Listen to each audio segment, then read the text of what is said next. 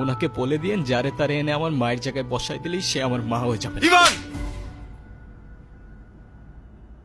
তোমাকে কিছু না বলতে বলতেই তুমি হাতের বাইরে চলে গেছো। এতদিন সবকিছু আমি সহ্য করেছি, মেনে নিয়েছি। সামান্য একটা ভুলের জন্য এতটা বছর এরকম করা কোনো মানেই হয় না। ওনাকে বলে দিয়েন এটা কোনো সামান্য ভুল ছিল না। ইট ওয়াজ এ মার্ডার।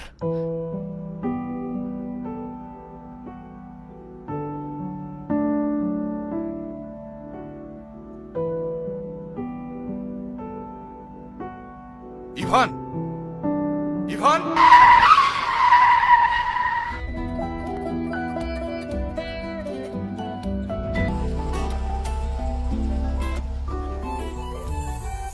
নাম কি?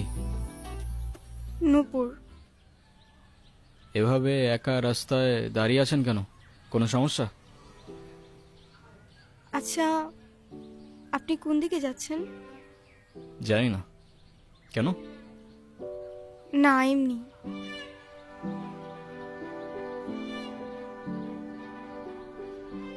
আপনি কোথায় যাচ্ছেন?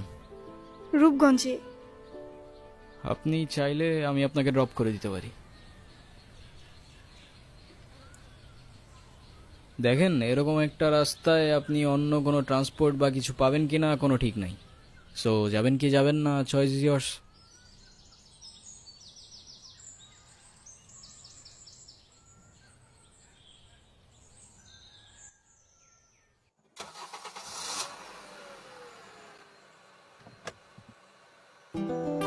ক কবুল ক। বললাম তো আমি একবার, আমি কবুল বলবো না। আমি ওনাকে বিয়ে করব না। বিয়ে করবি না মানে? করবে না মানে করবে না।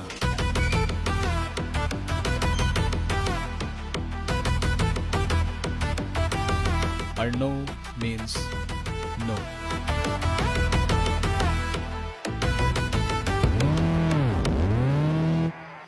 তুই আবার এনেছিস?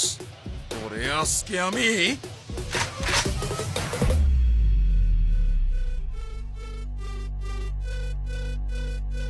এই সাবধানে।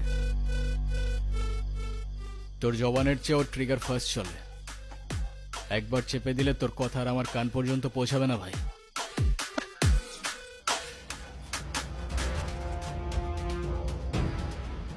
বাবা,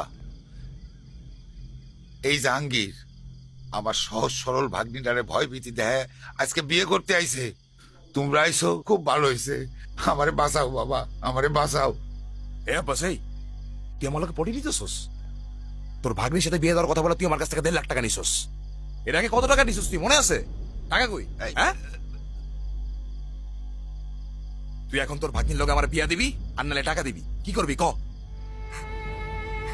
ছি মামা, তোমার কি এতটুকু লজ্জা করে না? ছোটবেলা থেকে তোমাদেরকে আমি আমার বাবা মার জায়গায় দেখতাম, আর সেই তুমি। একটা মানুষ এতটা স্বার্থপর হয় কিভাবে? আপনার নিজের মেয়ে হলে এটা করতে পারতেন? যেই মানুষটা আপনাদের জন্য এত কষ্ট করত, তার পরিশ্রমের সব টাকা আপনার হাতে তুলে দিত, সেই মানুষটাকে আপনারা টাকার জন্য বিক্রি করে দিচ্ছিলেন।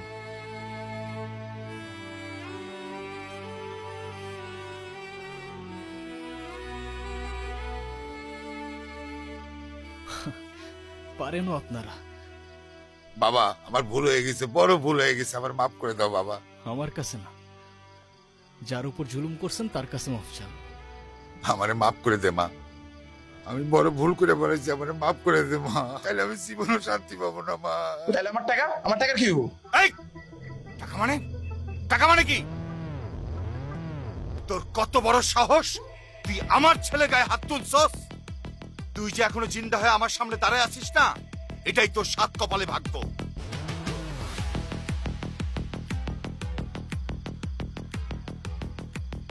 শুনেন আব্বাস মিয়া, আপনার মেয়ে এখন থেকে আমার মেয়ে হয়েই থাকবে। যেদিন আপনি আপনার স্বভাব চরিত্র পরিবর্তন করতে পারবেন, সেদিন এসে মেয়েটাকে দেখে যাবেন। আমার বাড়ির দরজা আপনার জন্য খোলা থাকবে।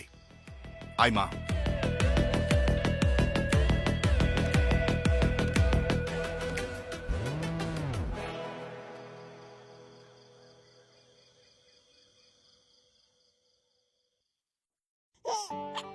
কি দাদু ভাই,